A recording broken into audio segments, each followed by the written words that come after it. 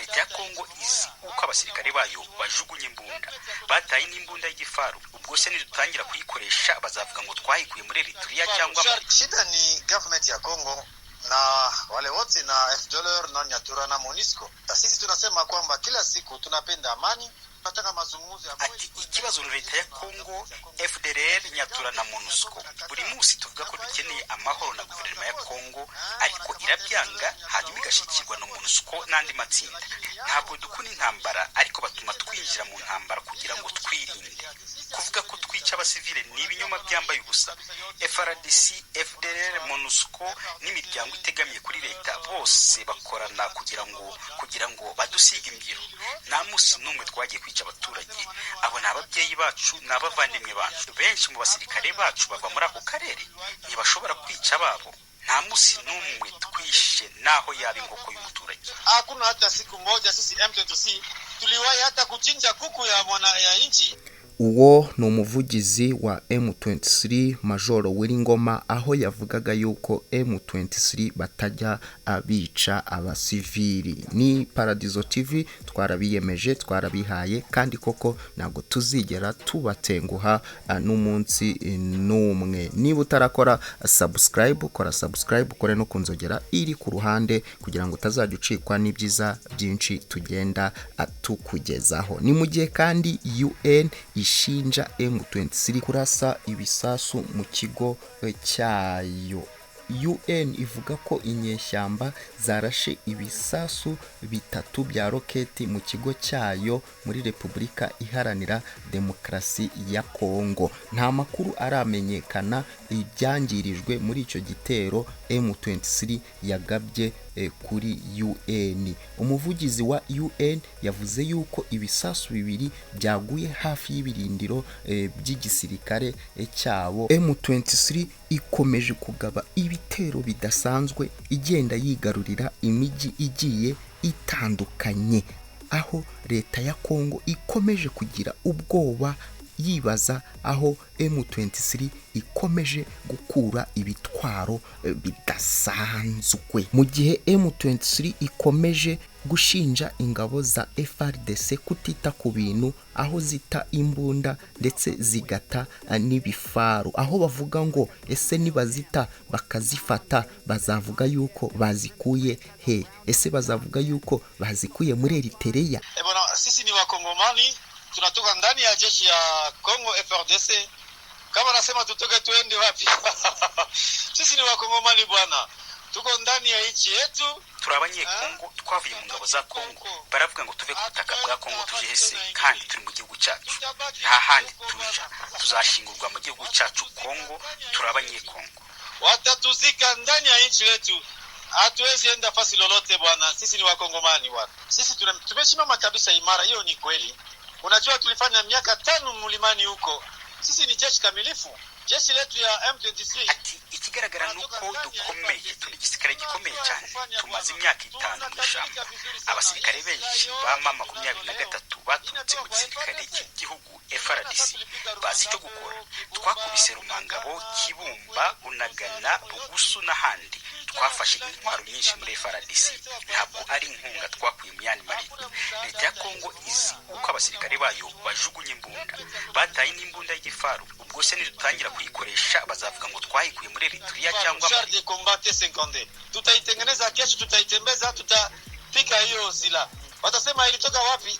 Nchi gani? Eritrea, ilitoka Mali. Mu gihe M23 ikomeje gushinja ingabo za FRDC guta imbunda ndetse no kureka ibifaru zikigendera, Loni yongereye ibihano yafatiye Repubulika Iharanira Demokarasi ya Congo byo kugura intwaro. Ibihano bya Repubulika Iharanira Demokarasi ya Congo byongerewe mu nama ya kariya kanama yateranye ku wa gatanu tariki ya 30 Kamena 2022 i New York muri Leta Zunze Ubumwe za Amerika. Ibihugu 10 birimo Ubuhinde, Mexique, Brazil na Leta Zunze Ubumwe z'Abarabu nibyo byashyigikiye ko ibihano byahawe Repubulika Iharanira Demokarasi ya Congo byongerwa.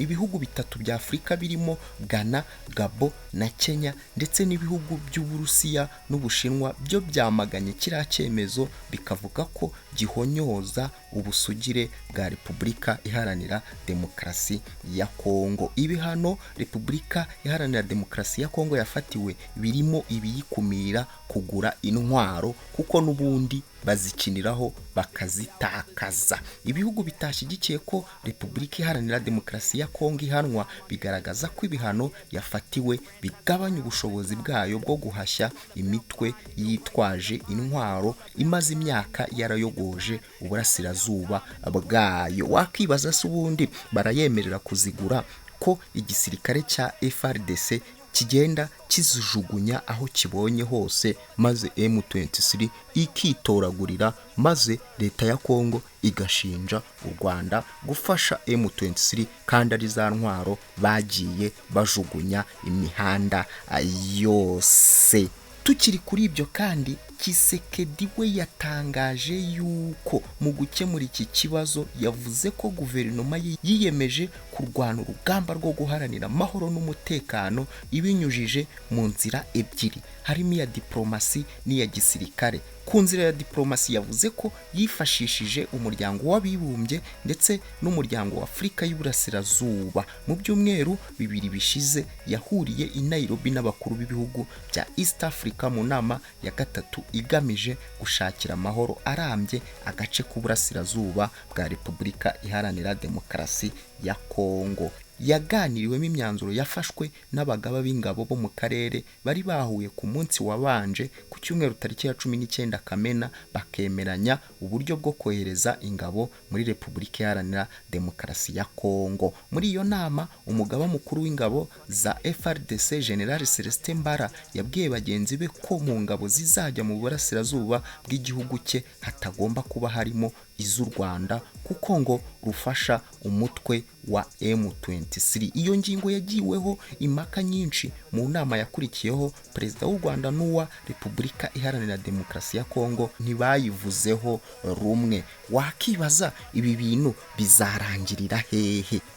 Kuva Repubulika Iharanira Demokarasi ya Kongo yabaho, iburasirazuba bwayo bwahozemo abaturage bavuga ikinyarwanda bagize 5% by'abaturage b'iki gihugu. Nyuma y'ubwigenge bwa Kongo, aba baturage bakorewe ibikorwa byinshi by'ihohoterwa byatumye biga uburyo bwo kwirwanaho, barema imitwe igamije kubarinda. Aba baturage kandi bakunze kuba urwitwazo rw'ibibazo bya politike ya Kongo. Nyamara kuva mu bihe bya Mumbutu kugeza ubu, Kongo ntiyigeze igira iterambere rifatika, ibiterwa n'abayobozi b'icyo gihugu bakunze kugisahura, ku buryo nk'umuryango wa Kabila ubarirwa miliyari 10 z'amadolari yose ajya kungana neza n'ingengo y'imari ya Kongo. Ni Paradizo TV, twarabiyemeje, twarabihaye, kandi koko ntago tuzigera tubatenguha n'umunsi n'umwe. Turaza kuguma tubagezaho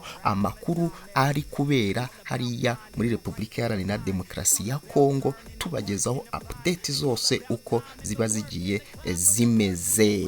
Kora subscribe, ukore no kunzogera iri ku ruhande kugira ngo uzajye ubona notification zose z'amakuru tugenda atukugezaho. Muhorana na Bukadif, reka tubonane ubutaha. Nyagasana akomeze abahundagazeho imigisha idasanzwe. Bye bye.